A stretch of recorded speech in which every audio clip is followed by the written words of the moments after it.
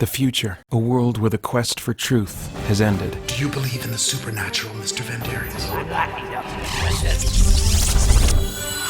surprise! The Shader will bring hell to Earth for thousands of years. Shock Division, kill them all!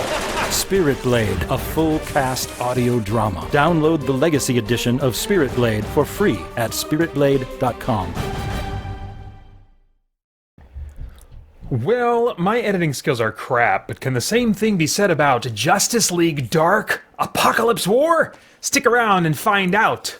Bum ba ba bum ba bum dun dun dun dun dum ba ba bum ba ba bum bum ba ba bum ba ba bum ba bum bum ba ba bum bum bum bum.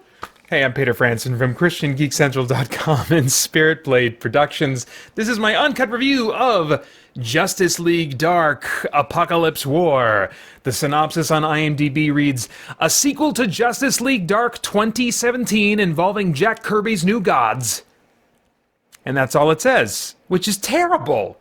I mean, come on, there's lots of shocking stuff you don't want to spoil, but we gotta have something better than that. So, I went to Amazon and looked at the blurb there, and it's much better. With no spoilers, it says, the Justice League has always been Earth's first and last defense, but with the imminent arrival of Darkseid and the horrors of war that will follow, everything is about to change. With time running out, the Justice League will need all of its members and their powers like never before. But even the world's most powerful superheroes, including new member John Constantine, may not be able to make a difference against Darkseid's legions. Witness the most shocking battle in the DC universe, where survival itself is a victory. Yeah, I couldn't agree with that last sentence anymore. Wow, this was a shocking experience. So what is this basic animal? Well, it is Marvel's Avengers Endgame for the DC animated movies that have been released as part of a shared continuity since Justice League Flashpoint, which I think was released, I don't know, like maybe 5 years ago or something like that. And I think not all of the movies released since then, but at least half of them have been part of a shared DC animated universe continuity. Well, this movie brings all of that to a definitive close, and boy, it goes out with a bang. It's, like I said, it's like Endgame, but darker. Way darker. It's rated R, and I was going to say it earns its R rating almost because of how dark it is, even though movies usually aren't given an R rating just for being thematically dark and sobering and down and dour. But this movie certainly has a lot of that going on. Lots of heroes and well-loved characters are all throughout this movie. It's like reading a big crossover event. But there's like maybe a dozen that are really featured and focused on, you know. But a lot of these characters, both the ones focused on and a bunch of the peripheral ones, come to bad and shocking ends in this movie. It's a story it's one of those stories that's about the quest for victory after crawling out of the ashes of defeat, and in this case, catastrophic defeat. There are more moments in this movie that affected me emotionally, that brought me to almost tears, than any other DC movie, animated movie I've seen, except for maybe The Death of Superman. I'm not sure, but man, I really, you know, I don't want to say frequently, but often, you know, more often than other animated movies, found myself like almost welling up with tears. Now, there's lots of gallows humor peppered throughout, and so if you're wondering, well, I don't know, is this really going to be like this constantly down, depressing experience? No, there's humor throughout, but it's a gallows humor, and it's done, I think, without sacrificing the weight of drama. I think you can have characters in movies that are making little quippy comebacks and, you know, lines and stuff that make it seem like the character, you know, isn't feeling the weight of their circumstances. In this movie, when the characters are making jokes, you sense that it's either a defense mechanism or that they're insane. And it's consistent with their character and what you would expect them to be feeling in this circumstance, and that is really valuable to me as a fan of stories. That I care about characters behaving in a way that's consistent, in a way that I feel like I can psychologically relate to, at least on some level. And then, of course, as a longtime fan of the DC universe, seeing these characters react in the way that makes sense to me that they would be reacting in these horrible circumstances and in the specific circumstances they find themselves in. There's lots of action. When I say that it's really heavy, that's not to say that it's all slow and drama and brooding the whole time. No, there's a lot of action, tons of action, and it's more brutal than in any DC movie that's come out so far. Like I said, it's like reading a giant crossover event. It still worked for me, even having not seen Justice League Dark, or the Teen Titans movie. I admit there's maybe two that they've done, at least one since they started this shared continuity. But I haven't seen either of those if there's more than one. And I've also skipped any of the Batman movies that had Damian Wayne in them because I hate the concept of Damian Wayne. I hate everything about that character, I think. But this movie still totally worked for me. Even the elements that were related very much to the relationship between Damian Wayne and Batman, and clearly there's also payoff that's happening in this movie from stories that were told in these other movies. But again, as someone who hasn't seen a good chunk of the shared continuity DC animated movies, I still really was able to get a lot out of it, and I didn't feel like I was lost ever. Part of that is because I think I'm familiar with these characters from the comic books, so I think that definitely helps. But nevertheless, I don't feel like they were literally finishing up story threads. They were just kind of rewarding stories that had been told previously in those other movies. So the cast, I don't have much to say because it's the same cast as in all of these shared continuity DC movies. Solid stuff, solid actors giving solid performances. For me, not especially definitive performances of these characters and versions of these characters, but all very fitting. And when comic book characters like these have been, rebuffed, reinvented, given a new shine and a new perspective, a new take, every 10 years, 5 years or so, I'm used to a lot of different interpretations. And so I felt like all these were solid. Not necessarily like, for me, again, the definitive and what I would really want, but all very suitable. As far as the visuals go, I don't have much to say on that either. It's but not really anything to complain about. The animation quality is just as good as we've come to expect from these DC movies. They've been really rock solid almost from the very beginning of like a decade ago when they started making these DC animated movies, and they have improved over that time as well. I think once they hit these shared continuity movies, they kind of hit a bar, and I haven't noticed them really pushing that bar to a higher level since in the last handful of years. And so I would welcome it if they push that bar higher going forward. But as it is now, it's the same great solid animation quality that we've come to expect.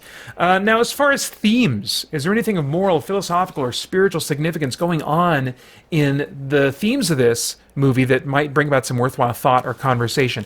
I think so. Loss, of course, is a huge theme. People dealing with loss, dealing with their new status quo in the wake of great loss. There is a representation of heaven that might raise an eyebrow. One character kind of has like a near-death experience, and so it's the same kind of broken view of heaven. And one thing I noticed this time was that I was thinking to myself, well, what makes heaven great? Why does this character have any interest in, even remotely in returning to his life, in having this brief visit to heaven, And I think that this movie, this depiction of heaven, is missing what so many depictions of heaven are missing, and that's God. You could say Jesus specifically, but even just God. God is what makes heaven heaven, his presence, because he is the ultimate good. He's the ultimate pleasure. He's the greatest thing that we could experience, the greatest persons, I should say, that we could know and be friends with, be family with. And that's missing in so many depictions of heaven, which leaves them feeling boring or weird or vague or whatever, and so that just kind of struck me this time. I was like, yeah, there's really something missing when you aren't comfortable or ready to put God in there as the center of what makes heaven. But I think what is more likely to be the case for people watching this movie is not like some moment or like philosophical theme really standing out, but rather their experience of the general feeling that is put out there with this movie, this feeling of brokenness, this feeling of loss. And I think that it may lead some viewers to come away and feel kind of like, and a little bit like maybe you might have felt after watching Infinity War and the way that ended, because this one, I'm not going to spoil the ending at all, but it has a definite sense of clear resolution, but it's not a completely tied up and happy ending. There is great unrecoverable loss at the end of this movie, and so I can't help but wonder if people, some of their own feelings about life and the sadness about the status quo of life and the brokenness of this life, the brokenness of this world, will come to mind, or maybe just come to their feelings, and they won't be able to identify, why am I feeling this way? Why am I down, or whatever? And so I think a movie like this can really lead us to think in a healthy way about our lives and ask ourselves, well, what am I going to do with this feeling I have about life not being what I want it to be?